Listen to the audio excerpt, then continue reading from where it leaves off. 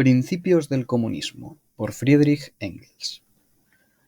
La obra Principios del comunismo fue un encargo que la Liga de los Comunistas le hizo a Engels en el año 1847 a modo de materializar en papel las posiciones de los comunistas en un programa que tomaba forma de catecismo político.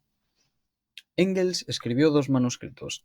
El primero, borrador de las confesiones de fe comunistas, fue escrito en torno a junio, aunque posteriormente fue descartado por el autor al sentirse disgustado con la retórica catequística, por lo que este solo vería la luz más de 100 años después, en 1969 en Hamburgo, cuando el Partido Comunista Húngaro descubre varios de los documentos fundacionales de la Liga Comunista. El segundo borrador, aquí presente, una revisión del documento pasada por debate de la Liga, también terminó siendo descartada, pues en varias cartas entre Marx y Engels se expresa el desacuerdo de Engels con el formato catequístico, optando más favorablemente por fundar un programa desde el reclamo y pronuncia de sus posiciones, es decir, formular un manifiesto comunista. Y así fue, porque poco tiempo después le sería encargado a Marx que escribiera un programa en tal formato que tanta fama traería consigo, un manifiesto donde los comunistas expresen a la luz del día y ante el mundo entero sus ideas, sus tendencias, sus aspiraciones, saliendo así al paso de esta leyenda del espectro comunista con un manifiesto de su partido. Cita introducción del manifiesto del Partido Comunista. Principios del comunismo no vio entonces la luz hasta 1914, cuando el Partido Socialdemócrata Alemán lo rescata para su periódico, Vorwärts, aún presentado como formato de borrador en el que varias preguntas quedarían en blanco. No obstante, este manuscrito es hoy en día ideal para entender los mínimos de las posiciones comunistas que tan entremezcladas y espectrales se presentan, similar a la era donde este era publicado, sin la necesidad de adentrarse en obras largas y algo tediosas. Aclarar que esta obra no es en absoluto un sustituto de las otras obras más importantes del marxismo, sino un pequeño introductorio a sus posiciones. Antes de empezar, me gustaría también aclarar dos puntos. El primero sería agradecer a Marxist.org por la alocación de este texto y, más concretamente, a Andy Blunden por completar las preguntas vacías con el otro extracto del catecismo, además de presentar anotaciones a la obra. La segunda es que esta es una versión comentada de la obra. Si bien el foco central va a permanecer en la lectura de la obra, ciertos puntos y aclaraciones serán dados desde mi propia redacción, como lo ha sido esta introducción. 1. ¿Qué es el comunismo? El comunismo es la doctrina de las condiciones de la liberación del proletariado. 2. ¿Qué es el proletariado?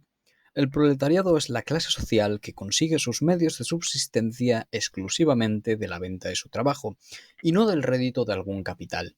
Es la clase cuyas dicha y pena, vida y muerte y toda la existencia dependen de la demanda de trabajo, es decir, de los periodos de crisis y de prosperidad de los negocios, de las fluctuaciones de una competencia desenfrenada. Dicho en pocas palabras, el proletariado, o la clase de los proletarios, es la clase trabajadora del siglo XIX. Primera anotación. Más tarde, tanto Marx como Engels sustituirían las expresiones venta de trabajo o valor del trabajo por venta, demanda o valor de la fuerza del trabajo, términos mucho más precisos y de vital importancia en la crítica a la economía política clásica. Asimismo, también cabe destacar que aunque Engels menciona que el proletariado es la clase trabajadora del siglo XIX, no implica que su existencia haya dejado de darse con el cambio de siglo, todo lo contrario. En el siglo XIX aún quedaban algunas fracciones de clases trabajadoras de otros medios de producción o anacrónicas, como lo pueden ser el campesino, el artesano o el trabajador de manufactura. A día de hoy, en pleno siglo XXI, apenas quedan rastro de estos trabajadores que ya hace mucho que engrosaron las filas del proletariado. Fin de nota. 3. ¿Quiere decir que los proletarios no han existido siempre? No. Las clases pobres y trabajadoras han existido siempre, siendo pobres en la mayoría de los casos. Ahora bien, los pobres, los obreros que viviesen en las condiciones que acabamos de señalar, o sea, los proletarios, no han existido siempre. Del mismo modo que la competencia no ha sido siempre libre y desenfrenada. Segunda nota. A lo que Engels hace referencia aquí es que no siempre ha sido definida la clase trabajadora por poseer únicamente su fuerza de trabajo y vivir de su venta. Hace cuestión de 500, 600 años no existía una clase que fuera a trabajar una jornada de un número de horas específicas por un salario y que el producto quedase en manos de otra persona. Todo lo contrario, esto ha ido cambiando gradualmente a lo largo de los siglos. Los esclavos ni siquiera poseían su propia fuerza de trabajo y la jornada laboral era todo lo que le obligase su amo a trabajar. Y en el contrato feudal no se implicaba ningún tipo de tiempo disponible. El campesino tenía que trabajar las horas necesarias que tuviese que trabajar para que la cosecha de sus propias tierras le fuera a ser útil. Y este propio contrato implicaba el uso gratuito de fuerza de trabajo campesina en tierras o posesiones del señor. Fin de nota. 4. ¿Cómo apareció el proletariado? El proletariado nació a raíz de la Revolución Industrial, que se produjo en Inglaterra en la segunda mitad del siglo pasado y se repitió luego en todos los países civilizados del mundo.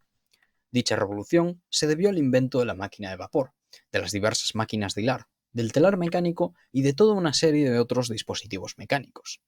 Estas máquinas, que costaban muy caras y, por eso, solo estaban al alcance de los grandes capitalistas, transformaron completamente el antiguo modo de producción y desplazaron a los obreros anteriores, puesto que las máquinas producían mercancías más baratas y mejores que las que podían hacer estos con ayuda de sus ruecas y telares imperfectos. Las máquinas pusieron la industria enteramente en manos de los grandes capitalistas y redujeron a la nada el valor de la pequeña propiedad de los obreros, instrumentos, telares, etc. De modo que los capitalistas pronto se apoderaron de todo y los obreros se quedaron con nada. Así se instauró en la producción de tejidos el sistema fabril. En cuanto se dio el primer impulso en la introducción de máquinas y al sistema fabril, este último se propagó rápidamente en las demás ramas de la industria, sobre todo en el estampado de tejidos, la impresión de libros, la alfarería y la metalurgia. El trabajo comenzó a dividirse más y más entre los obreros individuales, de tal manera que el que antes efectuaba todo el trabajo pasó a realizar nada más que una parte del mismo. Esta división del trabajo permitió fabricar los productos más rápidamente y, por consecuencia, de modo más barato. Ello redujo la actividad de cada obrero a un procedimiento mecánico, muy sencillo, constantemente repetido, que la máquina podía realizar con el mismo éxito o incluso mucho mejor. Por tanto, todas estas ramas de la producción cayeron, una tras otra, bajo la dominación del vapor, de las máquinas y del sistema fabril, exactamente del mismo modo que la producción de hilados y de tejidos. En consecuencia, ellas se vieron enteramente en manos de los grandes capitalistas, y los obreros se quedaron privados de los últimos restos de su independencia. Poco a poco, el sistema fabril extendió su dominación no ya solo a la manufactura, en el sentido estricto de la palabra, sino que comenzó a apoderarse más y más de las actividades artesanas, ya que también en esta esfera los grandes capitalistas desplazaban cada vez más a los pequeños maestros, montando grandes talleres, en los que era posible ahorrar muchos gastos e implantar una detallada visión del trabajo. Así llegamos a que, en los países civilizados, casi en todas las ramas del trabajo se afianza la producción fabril y, casi en todas estas ramas, la gran industria desplaza a la artesanía y la manufactura. Como resultado de ello, se arruina más y más la antigua clase media, sobre todo los pequeños artesanos. Cambia completamente la anterior situación de los trabajadores y surgen dos clases nuevas, que absorben paulatinamente a todas las demás, a saber, 1. La clase de los grandes capitalistas, que ya son en todos los países civilizados casi los únicos poseedores de todos los medios de existencia, como igualmente de las materias primas y de los instrumentos, máquinas, fábricas, etc., necesarios para la producción de los medios de existencia. Es la clase de los burgueses, o sea, burguesía. 2. La clase de los completamente desposeídos, de los que en virtud de ello se ven forzados a vender su trabajo a los burgueses, al fin de recibir en cambio los medios de subsistencia necesarios para vivir. Esta clase se denomina la clase de los proletarios, o sea, proletariado.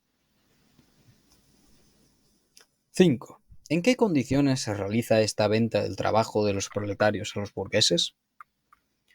El trabajo es una mercancía como otra cualquiera, y su precio depende, por consiguiente, de las mismas leyes que el de cualquier otra mercancía. Pero el precio de una mercancía, bajo el dominio de la gran industria o de la libre competencia, que es lo mismo, como lo veremos más adelante, es, por término medio, siempre igual a los gastos de producción de dicha mercancía. Por tanto, el precio del trabajo es también igual al costo de producción del trabajo. Ahora bien, el costo de producción del trabajo consta precisamente de la cantidad de medios de subsistencia indispensables para que el obrero esté en condiciones de mantener su capacidad de trabajo y para que la clase obrera no se extinga. El obrero no percibirá por su trabajo más que lo indispensable para ese fin. El precio del trabajo o el salario será, por consiguiente, el más bajo. Constituirá el mínimo de lo indispensable para mantener la vida. Pero, por cuanto en los negocios existen periodos mejores y peores, el obrero percibirá unas veces más, otras menos, exactamente de la misma manera que el fabricante cobra unas veces más, otras menos por sus mercancías. Y, al igual que el fabricante, que, por término medio, contando los tiempos buenos y los malos, no percibe por sus mercancías ni más ni menos que su costo de producción, el obrero percibirá, por término medio, ni más ni menos que ese mínimo. Esta ley económica del salario se aplicará más rigurosamente en la medida en que la gran industria vaya penetrando en todas las ramas de producción. 6. ¿Qué clases trabajadoras existían antes de la Revolución Industrial? Las clases trabajadoras han vivido en distintas condiciones, según las diferentes fases de desarrollo de la sociedad, y han ocupado posiciones distintas respecto de las clases poseedoras y dominantes. En la antigüedad, los trabajadores eran esclavos de sus amos, como lo son todavía en un gran número de países atrasados e incluso en la parte meridional de los Estados Unidos. En la Edad Media eran siervos de los nobles propietarios de tierras, como lo son todavía en Hungría, Polonia y Rusia. Además, en la Edad Media, hasta la Revolución Industrial, existían en las ciudades oficiales artesanos que trabajaban al servicio de la pequeña burguesía y, poco a poco, en la medida del progreso de la manufactura, comenzaron a aparecer obreros de manufactura que iban a trabajar contratados por grandes capitalistas. Tercera anotación. Cabe destacar que en 1847, cuando se escribió esta obra, la esclavitud en Estados Unidos y otros países aún estaba más que vigente. No sería hasta 14 años después que comenzaría la Guerra de Secesión Americana en la que se decretó la abolición de la esclavitud, y países como Rusia aún estaban estancados en la producción feudal.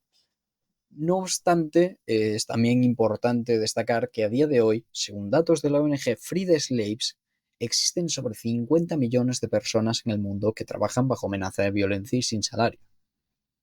En pleno apogeo del Imperio Romano vivían entre 50 y 60 millones de personas, de las cuales se estima que entre 10 y 12 millones eran esclavos. Fin de nota. 7. ¿Qué diferencia hay entre el proletario y el esclavo? El esclavo está vendido de una vez y para siempre. En cambio, el proletario tiene que venderse él mismo cada día y cada hora.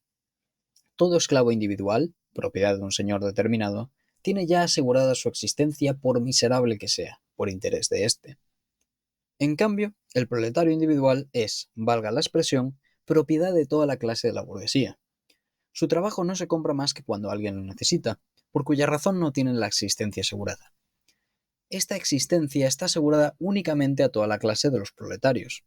El esclavo está fuera de la competencia. El proletario se halla sometido a ello y siente todas sus fluctuaciones.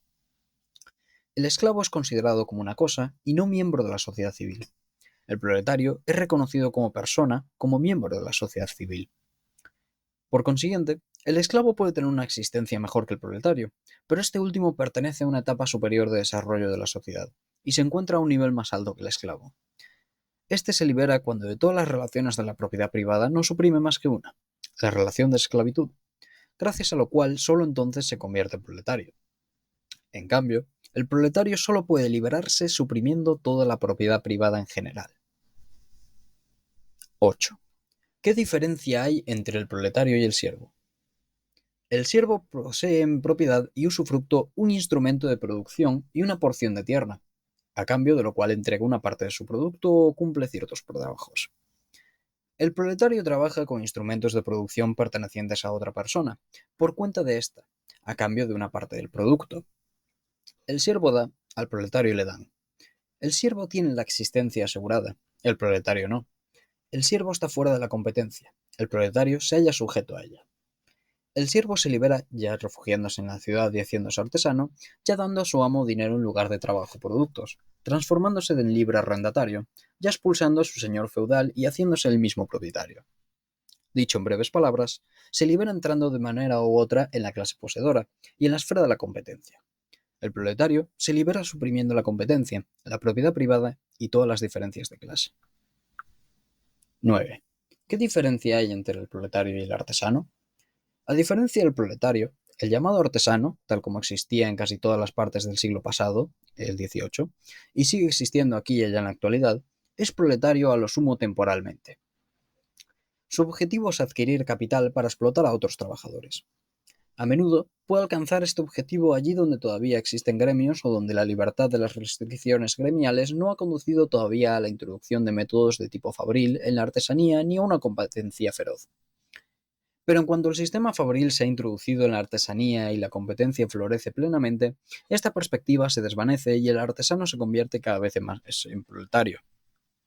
Por lo general, el artesano se libera convirtiéndose en burgués o entrando en la clase media en general, o convirtiéndose en proletario debido a la competencia, como ocurre ahora con más frecuencia, en cuyo caso puede liberarse uniéndose al movimiento proletario, es decir, al movimiento más o menos comunista. 10.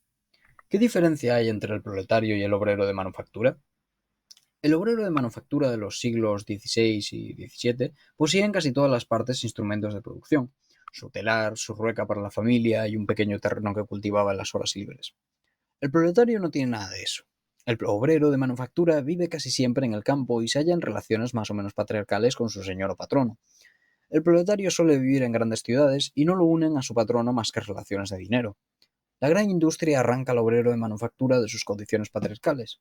Este pierde la propiedad que todavía poseía y solo entonces se convierte en proletario.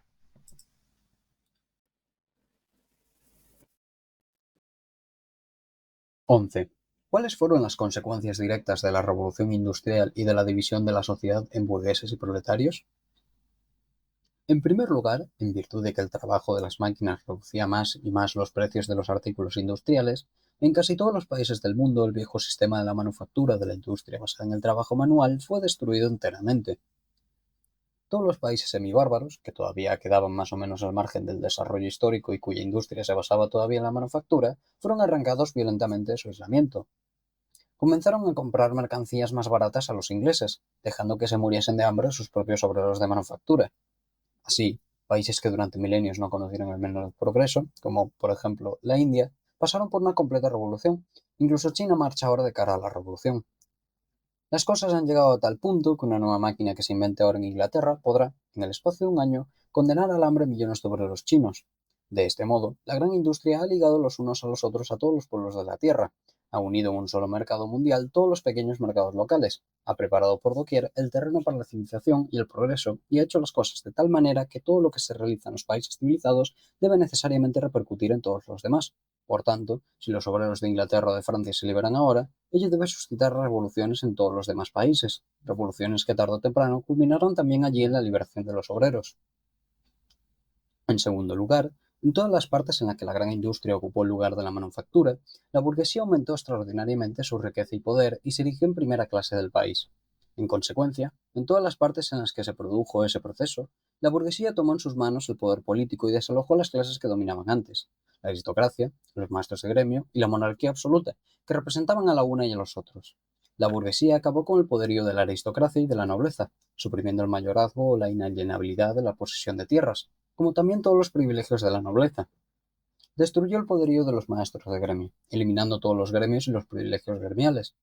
En el lugar de unos y otros puso la libre competencia, es decir, un estado de la sociedad en la que cada cual tenía derecho a dedicarse a la rama de la industria que le gustase y nadie podría impedírselo a no ser la falta del capital necesario para tal actividad. Por consiguiente, la implantación de la libre competencia es la proclamación pública de que, de ahora en adelante, los miembros de la sociedad no son iguales entre sí únicamente en la medida que no lo son sus capitales, que el capital se convierte en la fuerza decisiva y que los capitalistas, o sea, los burgueses, se erigen así en la primera clase de la sociedad. Ahora bien, la libre competencia es indispensable en el periodo inicial del desarrollo de la gran industria, porque es el único régimen social con el que la gran industria puede progresar. Tras de aniquilar de este modo el poderío social de la nobleza y de los maestros de gremio, puso fin también al poder político de la una y los otros. Llegada a ser la primera clase en la sociedad, la burguesía se proclamó también la primera clase en la esfera política. Lo hizo implantando el sistema representativo, basado en la igualdad burguesa ante la ley y en el reconocimiento legislativo de la libre competencia. Este sistema fue instaurado en los países europeos bajo la forma de la monarquía constitucional. En dicha monarquía solo tienen derecho de voto los poseedores de cierto capital, es decir, únicamente los burgueses. Estos electores burgueses eligen a los diputados y estos diputados burgueses, valiéndose del derecho a negar los impuestos, eligen su gobierno burgués. Anotación 5. Se hace aquí referencia a los primeros gobiernos que contaban con elecciones burguesas, conocido como sufragio censatario, donde se requería de poseer un capital equivalente a un número impuesto por el Estado. Este sistema, aunque algo olvidado, estuvo muy presente en las primeras revoluciones liberales. Hasta 1870 tuvo vigencia en algunos estados de Estados Unidos como Iowa. Las revoluciones liberales de España, hasta 1869, no reconocieron realmente el sufragio universal masculino, y en Francia, aunque se redujo en 1792, fue interrumpido entre 1814 a 1830 por la Restauración Borbónica, gobiernos feudales, y entre 1830 y 1848 por la monarquía de Julio, que sí era una monarquía burguesa. Sería entonces la breve Comuna de París en 1848 la que impondría el sufragio universal de nuevo. Fin de nota. En tercer lugar, la revolución industrial ha creado en todas partes el proletariado a la misma medida que la burguesía. Cuantos más ricos se hacían los burgueses, más numerosos eran los proletarios. Visto que solo el capital puede dar ocupación a los proletarios y que el capital solo aumenta cuando se emplea el trabajo, el crecimiento del proletario se produce en exacta correspondencia con el del capital. Al propio tiempo, la revolución industrial agrupa a los burgueses y a los proletarios en grandes ciudades, en las que es más ventajoso fomentar la industria, y con esa concentración de grandes masas en un mismo lugar, le inculca a los proletarios la conciencia de su fuerza. Luego, en la medida del progreso de la revolución industrial, en la medida en que se inventan nuevas máquinas que eliminen el trabajo manual, la gran industria ejerce una presión creciente sobre los salarios y los reduce, como hemos dicho, al mínimo, haciendo la situación del proletariado cada vez más insoportable. Así, por una parte, como consecuencia del descontento creciente del proletariado y, por la otra, del crecimiento del poderío de éste, la revolución industrial prepara la revolución social que ha de realizar el proletariado. 12. ¿Cuáles han sido las consecuencias siguientes de la revolución industrial? La gran industria creó, con la máquina de vapor y otras máquinas, los medios de aumentar la producción industrial rápidamente, a bajo costo y hasta el infinito. Merced a esta facilidad de ampliar la producción, la libre competencia, consecuencia necesaria de esta gran industria, adquirió pronto un carácter extraordinariamente violento. Un gran número de capitalistas se lanzó a la industria. En breve plazo se produjo más de lo que se podía consumir. Como consecuencia, no se podían vender las mercancías fabricadas y sobrevino la llamada crisis comercial. Las fábricas tuvieron que parar, los fabricantes quebraron y los obreros se quedaron sin pan. Y en todas partes se extendió la mayor miseria. Al cabo de cierto tiempo, se vendieron los productos sobrantes, las fábricas volvieron a funcionar, los salarios subieron y, poco a poco, los negocios marcharon mejor que nunca. Pero no por mucho tiempo, ya que pronto volvieron a producirse demasiadas mercancías y sobrevino una nueva crisis que transcurrió exactamente de la misma manera que la anterior. Así, desde comienzos del presente siglo, en la situación de la industria se ha producido continuamente oscilaciones entre periodos de prosperidad y periodos de crisis, y casi regularmente cada 5 o 7 años se ha producido tal crisis con la particularidad de que cada vez acarreaba las mayores calamidades para los obreros, una agitación revolucionaria general y un peligro colosal para todo el régimen existente. Sexta anotación. Este fenómeno es quizás el más característico de los enunciados por los teóricos marxistas, que constantemente tras una crisis escriben sobre las causas de esta en modo particular y de todas a modo general. Pero no es de extrañar, si nos remontamos desde hace 150 años, que nos encontremos con las siguientes crisis, proclamadas las más importantes de la historia en su momento. Pánico de 1873, destrozo agrícola y especulación ferroviaria. Pánico de 1893, crisis ferroviaria por exceso de inversión estadounidense. Pánico de 1907, crisis financiera del Banco estadounidense por falta de solvencia de fondos. Gran Depresión, 1929. Posiblemente la más conocida de la historia, una de las causas de la Segunda Guerra Mundial. Crisis de posguerra mundial. Recesión de 1958, crisis del petróleo, 1973, una de las más importantes, sobre todo en Oriente Medio, que durante las próximas décadas sería bombardeado sin fin.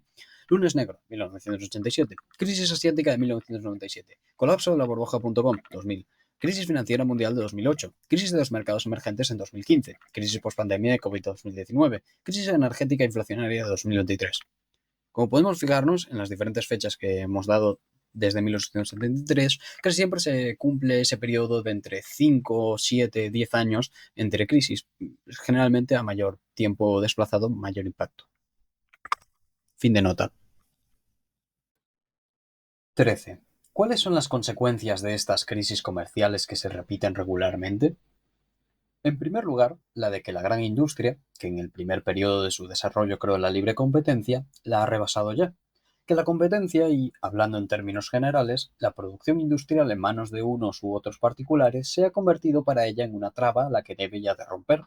Que la gran industria, mientras siga sobre la base actual, no puede existir sin conducir cada 7 años a un caos general que supone cada vez un peligro para toda la civilización y no solo sume en la miseria a los proletarios, sino que arruina a muchos burgueses, que, por consiguiente, la gran industria debe destruirse a ella misma, lo que es absolutamente imposible, o reconocer que hace imprescindible una organización completamente nueva de la sociedad, en la que la producción industrial no será más dirigida por unos u otros fabricantes en competencia entre sí, sino por toda la sociedad con arreglo a un plan determinado y de conformidad con las necesidades de todos los miembros de la sociedad.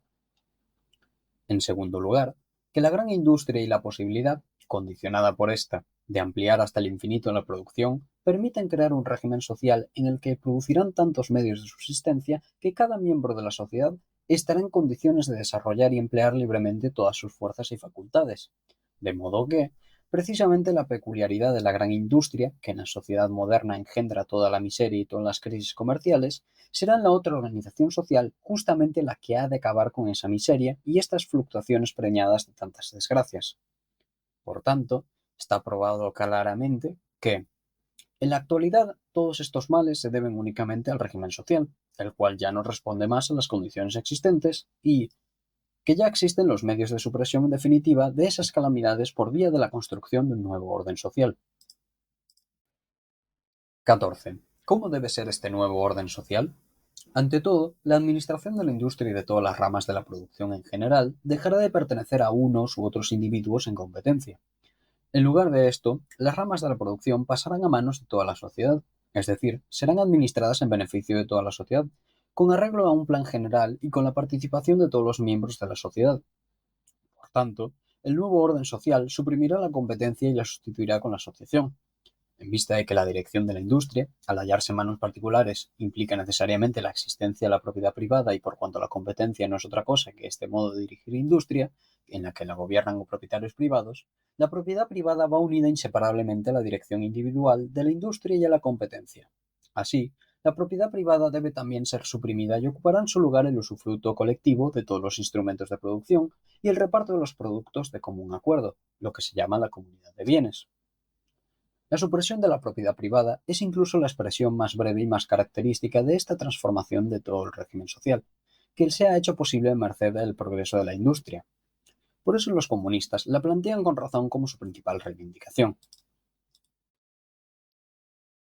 15. ¿Eso quiere decir que la supresión de la propiedad privada no era posible antes? No, no era posible. Toda transformación del orden social, todo cambio de las relaciones de propiedad, es consecuencia necesaria de la aparición de nuevas fuerzas productivas que han dejado de corresponder a las viejas relaciones de propiedad. Así, ha surgido la misma propiedad privada. La propiedad privada no ha existido siempre.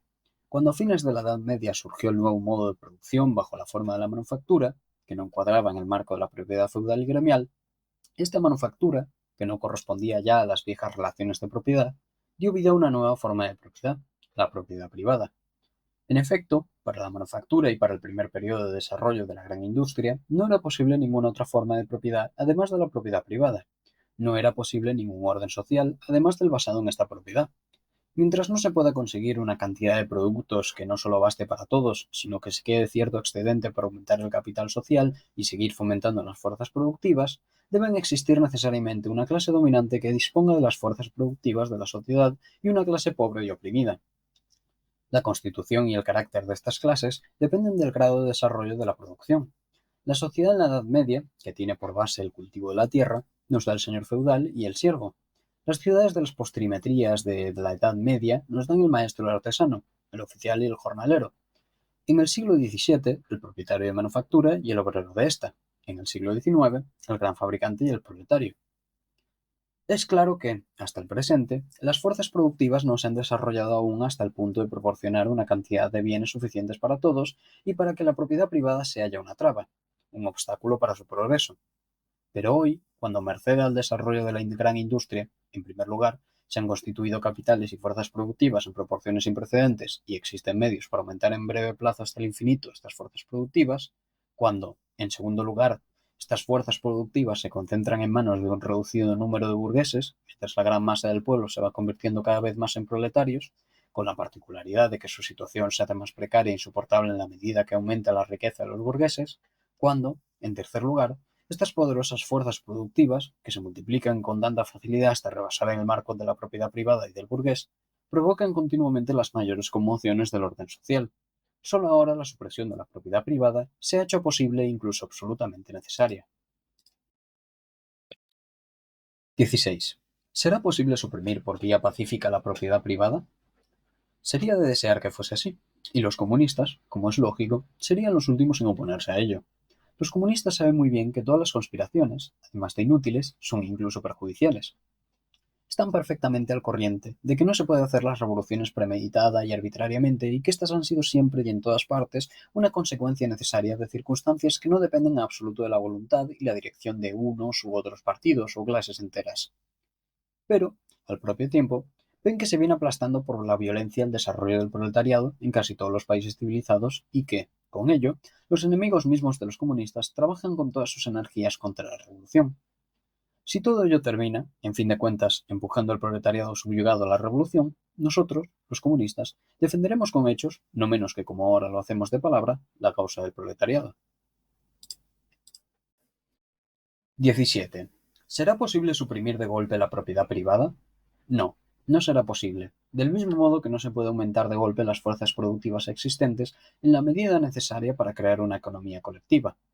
Por eso, la revolución del proletariado que se avecina según todos los indicios solo podrá transformar paulatinamente la sociedad actual y acabar con la propiedad privada únicamente cuando haya creado la necesaria cantidad de medios de producción.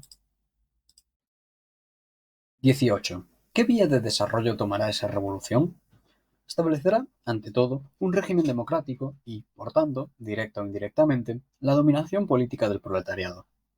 Directamente en Inglaterra, donde los proletarios constituyen ya la mayoría del pueblo, indirectamente en Francia y en Alemania, donde la mayoría del pueblo no consta únicamente de proletarios, sino, además, de pequeños campesinos y pequeños burgueses de la ciudad, que se encuentran solo en la fase de transformación en proletariado y que, en lo tocante a la satisfacción de sus intereses políticos, dependen cada vez más del proletariado, por cuya razón han de adherirse pronto a las reivindicaciones de éste. Para ello, quizá, se necesita una nueva lucha que, sin embargo, no puede tener otro desenlace que la victoria del proletariado. La democracia sería absolutamente inútil para el proletariado si no la utilizara inmediatamente como medio para llevar a cabo amplias medidas que atentasen directamente contra la propiedad privada y asegurasen la existencia del proletariado. Las medidas más importantes, que dimanen necesariamente las condiciones actuales, son 1. Restricción de la propiedad privada mediante el impuesto progresivo, el alto impuesto sobre las herencias, la abolición del derecho a la herencia en las líneas laterales, hermanos, sobrinos, etc., préstamos forzosos, etc. 2. Expropiación gradual de los propietarios agrarios, fabricantes, propietarios de ferrocarriles y buques, parcialmente con ayuda a la competencia por parte de la industria estatal y, parcialmente de modo directo, con indemnización en asignados. 3. Confiscación de los bienes de todos los emigrados y de los rebeldes contra la mayoría del pueblo. 4. Organización del trabajo y ocupación de los proletarios en fincas, fábricas y talleres nacionales, con lo cual se eliminará la competencia entre los obreros y los fabricantes que queden. Tendrán que pagar salarios tan altos como el Estado. 5. Igual deber obligatorio de trabajo para todos los miembros de la sociedad hasta la supresión completa de la propiedad privada. Formación de ejércitos industriales, sobre todo para la agricultura. 6. Centralización de los créditos y la banca en manos del Estado a través del Banco Nacional, con capital del Estado. Cierre de todos los bancos privados. 7. Aumento del número de fábricas, talleres, ferrocarriles y buques nacionales, cultivo de todas las tierras que están sin labrar y mejoramiento del cultivo de las demás tierras en consonancia con el aumento de los capitales y del número de obreros que dispone la nación. 8. Educación de todos los niños en establecimientos estatales y a cargo del Estado, desde el momento en que puedan prescindir del cuidado de la madre. Conjugar la educación con el trabajo fabril. 9. Construcción de grandes palacios en las fincas del Estado para que sirvan de la vivienda a las comunas, de ciudadanos que trabajen en la industria y la agricultura y unan las ventajas de la vida de la ciudad y el campo, evitando así el carácter unilateral y los defectos de la una y la otra. 10. Destrucción de todas las casas y barrios insalubres y mal construidos. 11. Igualdad de derecho de herencia para los hijos legítimos y los naturales. 12. Concentración de todos los medios de transporte en manos de la nación.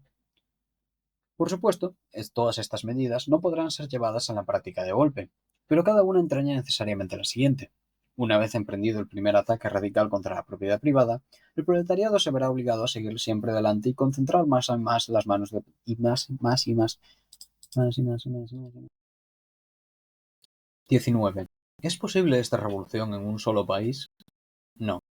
La gran industria, al crear el mercado mundial, ha unido ya tan estrechamente todos los pueblos del globo terrestre, sobre todo los pueblos civilizados, que cada uno depende de lo que ocurre en la tierra del otro.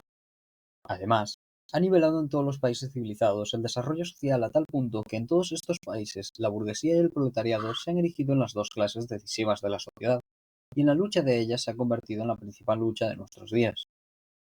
Por consecuencia, la revolución comunista no es solo una revolución puramente nacional, sino que se producirá simultáneamente en todos los países civilizados, es decir, al menos en Inglaterra, en América, en Francia y en Alemania.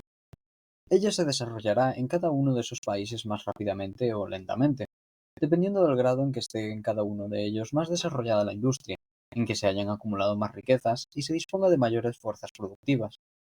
Por ello, será más lenta y más difícil en Alemania y más rápida y fácil en Inglaterra.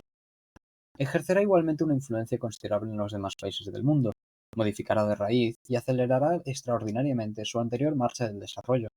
Es una revolución universal y tendrá, por ello, un ámbito universal.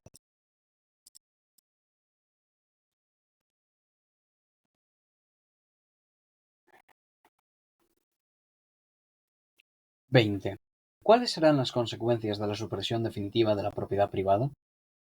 Al quitar a los capitalistas privados el usufructo de todas las fuerzas productivas y medios de comunicación, así como el cambio y el reparto de los productos, al administrar todo eso con arreglo a un plan basado en los recursos disponibles y las necesidades de toda la sociedad, ésta suprimirá, primeramente, todas las consecuencias nefastas ligadas al actual sistema de dirección de la gran industria. Las crisis desaparecerán, la producción ampliada, que es, en la sociedad actual, una superproducción y una causa tan poderosa de la miseria, será entonces muy insuficiente y deberá adquirir proporciones mucho mayores. En lugar de engendrar la miseria, la producción superior a las necesidades perentorias de la sociedad permitirá satisfacer las demandas de todos los miembros de esta, engendrará nuevas demandas y creará, a la vez, los medios de satisfacerlas. Será la condición y la causa de un mayor progreso y lo llevará a cabo, sin suscitar, como antes, el trastorno periódico de todo el mundo social. La gran industria, librada de las trabas de la propiedad privada, se desarrollará en tales proporciones que, comparado con ellas, su estado actual parecerá tan mezquino como la manufactura al lado de la gran industria moderna. Este avance de la industria brindará a la sociedad suficiente cantidad de productos para satisfacer las necesidades de todos. Del mismo modo, la agricultura, en la que, debido al yugo de la propiedad privada y al fraccionamiento de las parcelas, resulta difícil el empleo de los perfeccionamientos ya existentes y de los adelantos de la ciencia, experimentará un nuevo auge y ofrecerá a disposición de la sociedad una cantidad suficiente de productos. Así, la sociedad producirá lo bastante para organizar la distribución con vistas a cubrir las necesidades de todos sus miembros. Con ello, quedará superflua la división de la sociedad en clases distintas y antagónicas. Dicha división, además de superflua, será incluso incompatible con el nuevo régimen social. La existencia de clases se debe a la división del trabajo, y esta última, bajo su forma actual, desaparecerá enteramente, ya que, para elevar la producción industrial y agrícola al mencionado nivel, no bastan solo los medios auxiliares mecánicos y químicos. Es preciso desarrollar correlativamente las aptitudes de los hombres que emplean estos medios. Al igual que en el siglo pasado, cuando los campesinos y los obreros de las manufacturas, tras de ser incorporados a la gran industria, modificaron todo su régimen de vida y se volvieron completamente otros, la dirección colectiva de la producción por toda la sociedad y el nuevo progreso de dicha producción que resultara de ello necesitarán hombres nuevos y los formarán. La gestión colectiva de la producción no puede correr a cargo de los hombres tales como lo son hoy, hombres que dependen cada cual de una rama determinada de la producción, están aferrados a ella, son explotados por ella, desarrollan nada más que un aspecto de sus aptitudes a cuenta de todos los otros y solo conocen una rama o parte de alguna rama de toda la producción. La industria de nuestros días está ya cada vez menos en condiciones de emplear tales hombres. La industria que funciona de modo planificado, merced al esfuerzo común de toda la sociedad, presupone con más motivo hombres con aptitudes desarrolladas universalmente, hombres capaces de orientarse en todo el sistema de la producción. Por consiguiente, desaparecerá del todo la división del trabajo, minada ya en la actualidad por la máquina, la división que hace que uno sea campesino, otro zapatero, un tercero obrero fabril y un cuarto especulador de la bolsa. La educación dará a los jóvenes la posibilidad de asimilar rápidamente en la práctica todo el sistema de producción y les permitirá pasar sucesivamente de una rama de la producción a otra, según sean las necesidades de la sociedad o sus propias inclinaciones. Por consiguiente, la educación los liberará de ese carácter unilateral que la división actual del trabajo impone a cada individuo. Así, la sociedad organizada sobre bases comunistas dará a sus miembros la posibilidad de emplear en todos los aspectos sus facultades desarrolladas universalmente, pero con ello desaparecerán inevitablemente las diversas clases. Por tanto, de una parte, la sociedad organizada sobre bases comunistas es incompatible con la existencia de las clases, y, de la otra, la propia construcción de esa sociedad brinda los medios para suprimir las diferencias de clase. De ahí se desprende que ha de desaparecer igualmente la posición entre la ciudad y el campo. Unos mismos hombres se dedicarán al trabajo agrícola y al industrial, en lugar de dejar que lo hagan dos clases diferentes. Esto es una condición necesaria de la asociación comunista y por razones muy materiales. La dispersión de la población rural dedicada a la agricultura, a la par con la concentración de la población industrial en las grandes ciudades, corresponde solo a una etapa todavía inferior de desarrollo de la agricultura y de la industria, y es un obstáculo para el progreso, cosa que se hace ya sentir con mucha fuerza. La asociación general de todos los miembros de la sociedad al objeto de utilizar colectiva y racionalmente las fuerzas productivas, el fomento de la producción en proporciones suficientes para cubrir las necesidades de todos, la liquidación del estado de cosas en el que las necesidades de unos se satisfacen a costa de otros, la supresión completa de las clases y el antagonismo entre ellas, el desarrollo universal de las facultades de todos los miembros de la sociedad, merced a la eliminación de la anterior división del trabajo mediante la educación industrial, merced al cambio de la actividad, a la participación de todos en el usufructo de los bienes creados por todos y, finalmente, mediante la fusión de la ciudad con el campo, serán los principales resultados de la supresión de la propiedad privada. 21. ¿Qué influencia ejercerá el régimen social comunista en la familia? Las relaciones entre los sexos tendrán un carácter puramente privado, perteneciente solo a las personas que tomen parte en ellas, sin el menor motivo para la injerencia de la sociedad. Eso es posible merced a la supresión de la propiedad privada y a la educación de los niños por la sociedad, con lo cual se destruyen las dos bases del matrimonio actual ligadas a la propiedad privada, la dependencia de la mujer respecto del hombre y la dependencia de los hijos respecto de los padres. En ello reside, precisamente, la respuesta a los alaridos altamente moralistas de los burguesotes con motivo de la comunidad de las mujeres, que, según ellos, quieren implantar los comunistas. La comunidad de las mujeres es un fenómeno que pertenece enteramente a la sociedad burguesa y existe hoy plenamente bajo la forma de prostitución. Pero la prostitución escasa en la propiedad privada y desaparecerá junto con ella.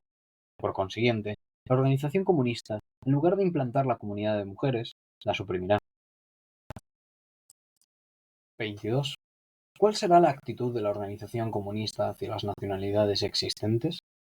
Las nacionalidades de los pueblos que se asocian según el principio de la comunidad se verán obligadas a mezclarse entre sí como consecuencia de esta asociación y, por tanto, a disolverse, del mismo modo que las diversas distinciones de estamentos y clases deben desaparecer por la abolición de su base, la propiedad privada. 23. ¿Cuál será su actitud hacia las religiones existentes? Todas las religiones han sido hasta ahora la expresión de etapas históricas de desarrollo de los pueblos individuales o grupos de pueblos. Pero el comunismo es la etapa del desarrollo histórico que hace superfluas todas las religiones existentes y provoca su desaparición. 24. ¿Cuál es la diferencia entre los comunistas y los socialistas? Los llamados socialistas se dividen en tres categorías. La primera consta de los partidarios de la sociedad feudal y patriarcal, que ha sido destruida y sigue siendo a diario por la gran industria, el comercio mundial y la sociedad burguesa creada por ambos. Esta categoría saca de los males de la sociedad moderna la conclusión de que hay que restablecer la sociedad feudal y patriarcal, ya que estaba libre de estos males. Todas sus propuestas persiguen, directa o indirectamente, este objetivo. Los comunistas lucharán siempre energéticamente contra esta categoría de socialistas reaccionarios, pese a su fingida compasión de la miseria del proletariado y las amargas lágrimas que vierten con tal motivo, puesto que estos socialistas, 1. Se proponen un objetivo absolutamente imposible. 2. Se esfuerzan por restablecer la dominación de la aristocracia, los maestros de gremio, los propietarios de manufacturas, con su séquito de monarcas absolutos o feudales, funcionarios, soldados y curas. Una sociedad que, por cierto, estaría libre de los vicios de la sociedad actual, pero, en cambio, acarrearía, cuanto menos, otros tantos males y, además, no ofrecería la menor perspectiva de la liberación, con ayuda de la organización comunista de los obreros oprimidos. 3. Muestran sus verdaderos sentimientos cada vez que el proletariado se hace revolucionario y comunista. Se alían inmediatamente a la burguesía contra los proletarios. La segunda categoría consta de partidarios de la sociedad actual, a los que los males necesariamente provocados por esta inspiran temores en cuanto a la existencia de la misma. Ellos quieren, por consiguiente, conservar la sociedad actual, pero suprimir los males ligados a ella. A tal objeto, unos proponen medidas de simple beneficencia, otros garantizan planes de reformas que, sobre pretexto de reorganización de la sociedad, se plantean el mantenimiento de las bases de la sociedad actual y, con ello, la propia sociedad actual. Los comunistas deberán igualmente combatir con energía contra estos socialistas burgueses, puesto que estos trabajan para los enemigos de los comunistas y defienden la sociedad que los comunistas quieren destruir. Finalmente, la tercera categoría consta de los socialistas democráticos. Al seguir el mismo camino que los comunistas, se propone llevar a cabo una parte de las medidas señaladas en la pregunta, pero no como medidas de transición al comunismo, sino como un medio suficiente para acabar con la miseria y los males de la sociedad actual. Estos socialistas democráticos son proletarios que no ven todavía con bastante claridad las condiciones de su liberación, por representantes de la pequeña burguesía, es decir, de la clase que, hasta la conquista de la democracia y la aplicación de las medidas socialistas dinamantes de esta, tienen en muchos aspectos los mismos intereses que los proletarios. Por eso, los comunistas entenderán con estos socialistas democráticos los momentos de acción y deben, en general, atenerse en esas ocasiones y en lo posible de una política común con ellos, siempre que estos socialistas no se pongan al servicio de la burguesía dominante y no ataquen a los comunistas. Por supuesto, estas acciones comunes no excluyen la discusión de las divergencias que existen entre ellos y los comunistas. 25. ¿Cuál es la actitud de los comunistas hacia los demás partidos políticos de nuestra época? Esta actitud es distinta en los diferentes países. En Inglaterra, Francia y Bélgica, en las que domina la burguesía, los comunistas todavía tienen intereses comunes con diversos partidos democráticos, con la particularidad de que esta comunidad de intereses es tanto mayor cuanto más los demócratas se acercan a los objetivos de los comunistas y las medidas socialistas que los demócratas defienden ahora en todas partes. Es decir, cuanto más clara y explícitamente defienden los intereses del proletariado y cuanto más se apoyan en el proletariado. En Inglaterra, por ejemplo, los cartistas, que constan de obreros, se aproximan inconmensurablemente más a los comunistas que a los pequeños burgueses democráticos o los llamados radicales. Nota número 7.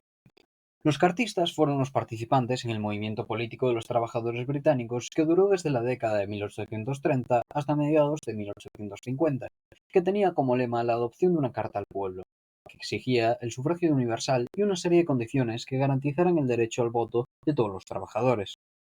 Lenin definió el cartismo como el primer movimiento revolucionario proletario amplio, verdaderamente de masas y políticamente organizado del mundo.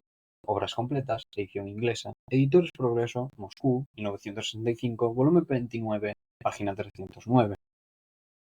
El declive del movimiento cartista se debió al fortalecimiento del monopolio industrial y comercial británico y al soborno de la capa superior de la clase obrera, y es la aristocracia obrera, por parte de la burguesía británica con sus superbeneficios. Ambos factores condujeron al fortalecimiento de las tendencias oportunistas de este estrato, tal como se expresó, en particular, en la negativa de los dirigentes sindicales a apoyar el cartismo. Fin de nota.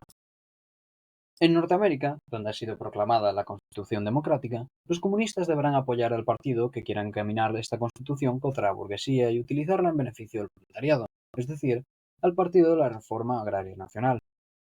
En Suiza, los radicales, aunque constituyen todavía un partido de composición muy heterogénea, son, no obstante, los únicos con los que los comunistas pueden concretar acuerdos. y entre estos radicales los más progresistas son los de Pant y los de Ginebra. Finalmente, en Alemania, está todavía por delante la lucha decisiva entre la burguesía y la monarquía absoluta.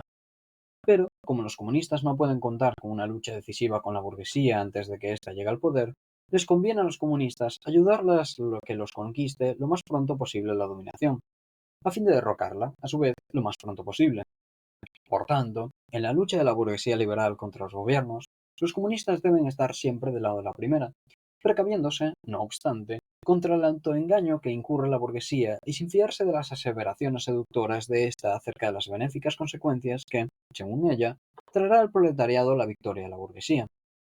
Las únicas ventajas que la victoria de la burguesía brindará a los comunistas serían: 1. Diversas concesiones que aliviarían a los comunistas la defensa, la discusión y la propagación de sus principios y, por tanto, aliviarán la cohesión del proletariado en una clase organizada, estrechamente unida y dispuesta a la lucha. Y 2. La seguridad de que el día en el que caigan los gobiernos absolutistas, llegará la hora de la lucha entre los burgueses y los proletarios. A partir de ese día, la política del Partido de los Comunistas será aquí la misma que en los países donde domina ya la burguesía. Escrito en alemán por Friedrich Engels a finales de octubre y en noviembre de 1847. Se publica de acuerdo con el manuscrito, publicado por primera vez como edición aparte en 1914.